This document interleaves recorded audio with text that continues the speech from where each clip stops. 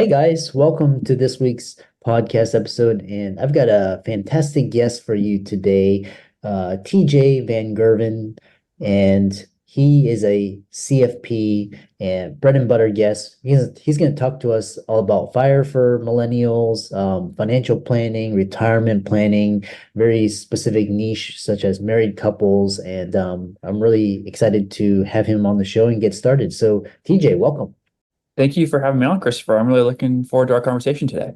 Yeah, so I know you talk about what you do, who you are, how you got there, and Sure. briefly how the audience can benefit from your expertise. Yeah, absolutely. I appreciate that. So I graduated college in 2015, so a pretty quick turnaround. I've always been really into personal finance and investing, but actually more so investing, but I learned a lot more about the personal finance space as I was getting towards graduating, and I was thinking, what career can I get into? And so I got matched up with a like a resident program with financial planner, and so kind of got my foot in the door and just really went at it hard right out of college. Got my Series 7, 66 insurance license, CFP, Oh, shit. and just really banged it out as fast as possible. And was always kind of a little bit of entrepreneurial mindset. I wanted to create my own practice. And so basically, as soon as I got the experience requirement for the CFP, I when I moved back to Massachusetts around 2018, decided to take the leap and just start my own planning practice using XY Planning Network. Gave me the resources there, and kind of just wanted to build a planning practice for what I would want for myself, just kind of as a millennial who the most of the industry is geared towards like the baby boomers and the retirees and kind of managing assets. And I wanted to kind of create a comprehensive practice that really focuses on someone's entire net worth and just figuring out like what's the best way to optimize your resources and then ultimately figure out like what you want to do with it. And so it's been a learning process. I started my practice in 2018 and just really have been iterating since to create kind of the ideal the demographic I want to serve, figuring that out, the service calendar, all those kind of things. So it's certainly been a long process, but I'm hoping that I can provide value to your audience. I definitely am just a fan of financial literacy in general and happy to share whatever knowledge I can for what I've seen. And I always say, even if I can't work with somebody, I hope that they can receive value. Yeah, and I love that. And so, we'll start off by talking about the retirement crisis and really the amount of just basically there's a disconnect between what we're learning and the job market and the economy and actual results. And you see a lot of people struggling. I think there was a statistics, 60% of people can't come up with $1,000, so talk about retirement crisis and where you fit in. Yeah, absolutely. And that is part of the reason I did want to work with the younger demographic is the unfortunate, I would say, reality is if you are let's say approaching 60 and you haven't necessarily saved or anything or putting away any kind of investments, it's very hard to catch up. So I like to work with people earlier on in their career when they still have time to kind of build good habits and implement strategies that have compounding effects over their lifetime, understanding being efficient with tax planning, understanding an investment strategy. So it's great to get started earlier because there's compounding effects over your lifetime. And so, yeah, it is unfortunate that obviously there is a growing wealth disparity for a lot of different reasons. But basically, you have to figure out a way to live below your means and start owning assets that can at least keep up with inflation. It is unfortunate that most Americans are living paycheck to paycheck and they're Mm. stuck in this kind of wage earning cycle where they're not able to then retain anything. Yeah. And so basically, the sooner that you can learn just how to at least start owning some kind of assets whether it's the stock market, real estate, something, and then just starting to think about what can you build for the future, then you're going to put yourself in a position to be successful. So I don't know how it's going to shake out with obviously retirement crisis and things like that. I know a lot of baby boomers are going to have issues over their retirement, but Mm. hopefully, from what I've seen, I think millennials and Gen Z are a little bit more aware, and I don't blame baby boomers. They didn't necessarily have, again, the access to resources for financial literacy. A lot of this stuff is new. I mean, just like accounts like a Roth IRA is kind of a relatively new thing. The whole concept of retirement is actually a very new concept in the history of humans. So I think that future generations are going to be more, have more foresight to plan ahead. And Mm. also with the elimination of less fixed income like pension sources, and now it's on the individual to really invest their own money and create an income stream there, that Yeah. you kind of have to take it on yourself. Yeah. Yeah, it's interesting because, like my grandparents' generation, they grew up during the wartime and like they were always talking about social security, government, that's the thing, that's, government. And then my parents were like or pensions, work for a great company and get a pension. And then it became job security, and then it was like 401k, and now all those have evaporated. It's like now it forces everybody to be entrepreneurs and investors and kind of disassociate with just this kind of like one mantra path. Yes, Yeah, definitely. yeah, which brings me to this next question is because a lot of individuals are now starting to do kind of like these what's called like sabbaticals or mini retirements, the FIRE movement. Kind of share your thoughts on its principles. I know the boomers are like, yeah, the FIRE movement, yeah, it's a bunch of losers, kind of talk, what are your thoughts? Yeah, and I understand it gets a bad rap for the idea of like, hey, like you're 30 years old and you're not going to work ever again. Maybe if you've experienced a windfall. And Yeah. I think people that do experience the ability to have some kind of fire lifestyle, they do change their mindset over time, and that maybe it's more of like a work optional thing. It's Yeah. about like, spending your time doing something that you enjoy, but you're still able to earn some level of income. I'm just a fan of work optional in general in the sense that you actually use your money. You talked about it, how maybe, previous generations would work the same job for 30 years and then have this arbitrary point in time where they stop and then they don't work. Whereas I think millennials, Gen Z, they're more of the mindset that they want to still live for today because they've seen kind of how much maybe their parents have given up, over their lifetime, and they don't want to necessarily repeat that. And so I'm a big fan of just actually using your money. So I encourage, obviously, you want to be responsible, but the more that you do financially plan and that you do have an understanding of your complete balance sheet, you can actually use your money more effectively. And I call it financial flexibility. So I'm a big fan of, taking breaks along the way. You mentioned as well, like people are changing jobs a lot more frequently just because that's the best way to increase their income. And so if you've accumulated some resources along the way, I'm a big fan of encouraging you to actually use them and enjoy your life. Yeah. I love this idea of flexibility. And there was I think the book that kind of started it all was the Tim Ferriss, that 4 hour work week, where he is talking about just and it's interesting because we never know when we're gonna die. Taxes are the government's gonna take part of it. There's inflation, and we never know. Like we could basically work our entire lives, save and invest, and then some CEO or some market crash, takes away everything, and then we're like 50 years doing nothing. So it's important to like live for today, but save for tomorrow as well. So. A hundred percent. And you mentioned that another book that I recently read was Die with Zero. I don't know if you've heard of that one, but that's another good concept as far as like, really thinking about when you get the most use out of your money over your lifetime, because a lot of Yeah. people will unfortunately spend their life savings to extend their life, end of life, when they really don't get much utility out of that, whereas they would have gotten much more utility in their 30s, taking that trip, going to that wedding, etc. Yeah. Yeah.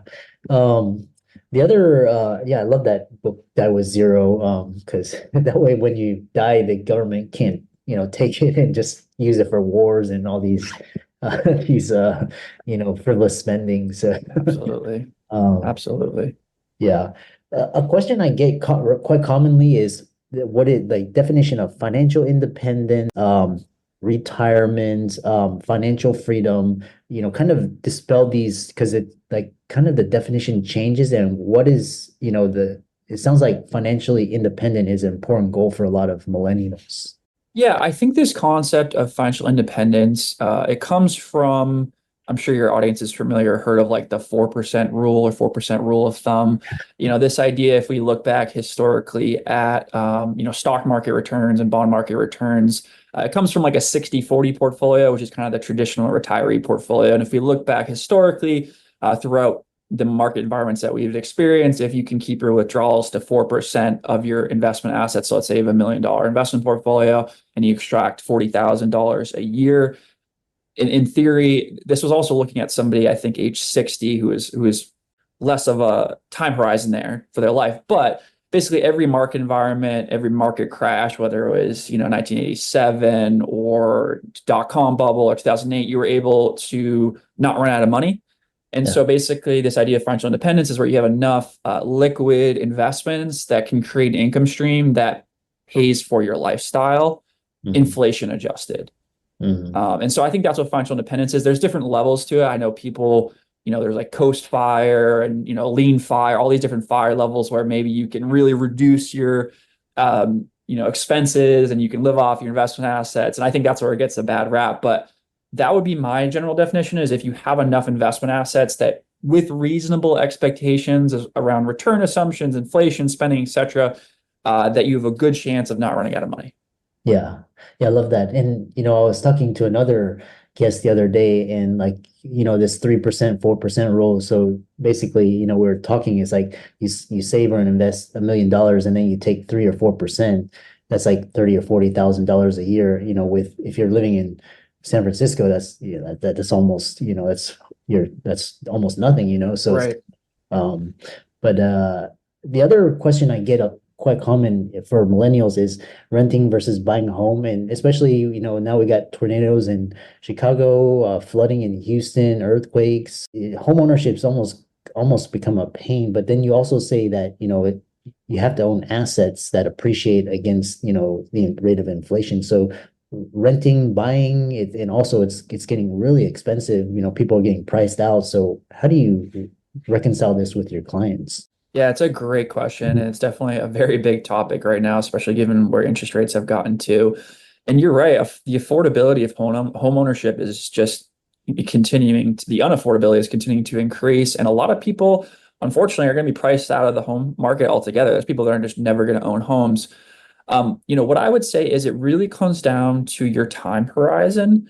The longer you believe you're going to own that property, the better financially it becomes. Just as a general rule of thumb, if you have less than a 10-year holding period requirement, it's going to be difficult to really make it a good financial decision, especially given the current interest rate environment. I think a lot of people don't understand what an amortization schedule is on a mortgage. And so a lot of times I like to educate clients on, even if, they say like, oh, I'm throwing away money renting, right? And maybe I'm paying 3, 4, 5, 6,000 a month in rent if I'm in a major city.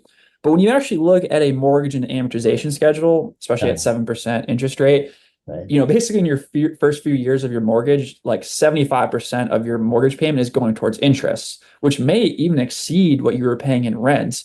And that's before you have property taxes, insurance, and then maintenance as well. And that's the huge one. And then also when you sell the property, you have to pay a transaction cost to your realtor. So when you really run the numbers on it, a lot of times it's actually a fairly suboptimal investment, especially when you compare it to like expected returns to the stock market. Yeah. And the thing that I also push back on is a lot of times people look at, oh, my parents bought their house for X amount, it's now worth X amount. First of all, a lot of people just don't understand compounding interest and kind of how time can really impact that value. But also they don't factor in all of the, again, maintenance, insurance, property taxes. I mean, a lot of times, depending on where you're buying, the property taxes alone can be a substantial amount of a rent payment. And I like to just remind people, even if you own your home, you're still kind of renting it from the government in a sense. Like you don't ever truly own it. Try not paying your property taxes. You're probably not going to hold on to your, property. So Mhm. the way I look at it is it's really about lifestyle decisions. Are you going to be somewhere for a really long time frame? Do you want the ability to like customize it, things like that? From a financial standpoint, like the current environment, it doesn't make a ton of sense to me unless, again, you have a really long time horizon. Yeah. Yeah, I love that. It's like you said, it's always good to have options, and like you can be either no real estate, or you can own a condo. Just kind of it's kind of you can have exposure to that, but it's like it's not to the point where you're house poor, or you're just kind of you're stuck in one place, because a lot of people, like a lot of millennials now, they live in different parts of the world, in like so their concept of location is just very different. And absolutely, and that's the thing. If you want flexibility to like actually enjoy your life, you like you said, you probably don't want to have so much of your income going towards your primary residence, whether that's renting or buying, because you can enjoy yourself outside of your home. It depends on what you really value there. Yeah. Next question is debt versus investing for millennials and Gen Z. And again, another startling statistic is like, for physicians, 500,000 K in debt when they come out. And, for others that, sometimes there's no jobs out there and you're 500K. And then, so getting into debt, paying down debt versus investing, what factors make the best choice? Yeah, that's a great question. And this is where it does get into some technical things here and also how comfortable you are with kind of opportunity cost decisions.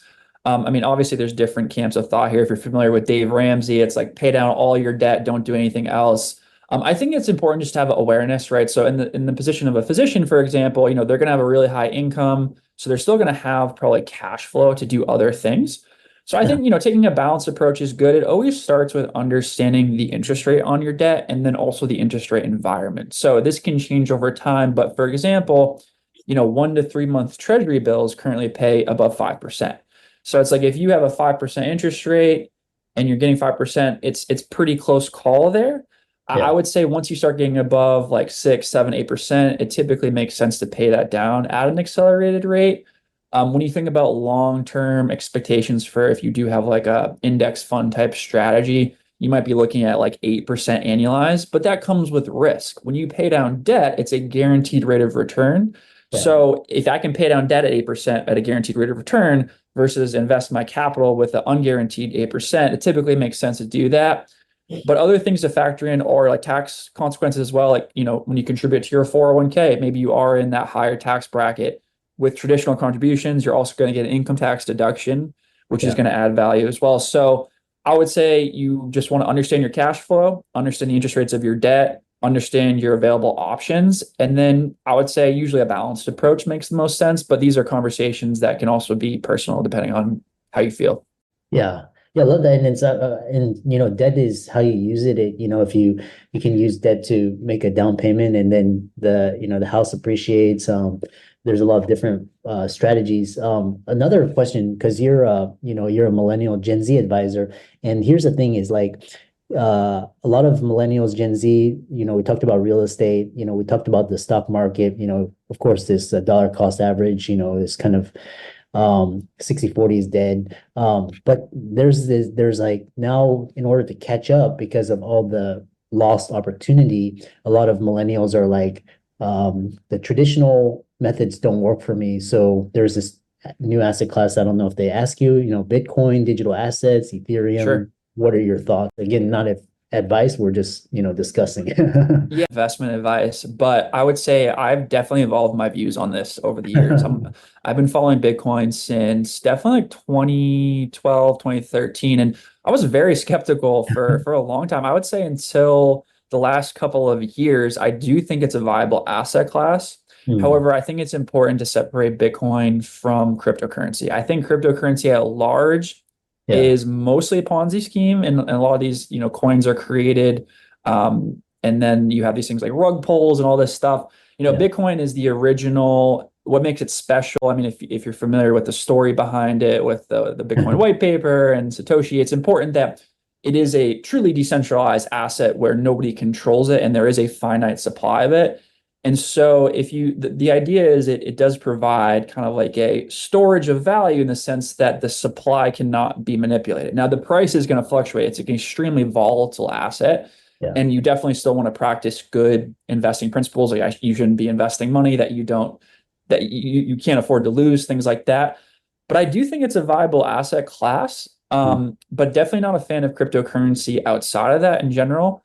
Yeah. But I think it's still evolving, and I think that you should still focus on kind of that traditional asset classes first and build a strong foundation because again, I don't think most people understand the math behind compounding interest. People think that like an 8% annualized return is very low, but what they don't understand is that if you can compound that return over time and avoid uh, permanent loss of capital, right? Uh-huh. That's the key. You want to avoid losing, going to zero.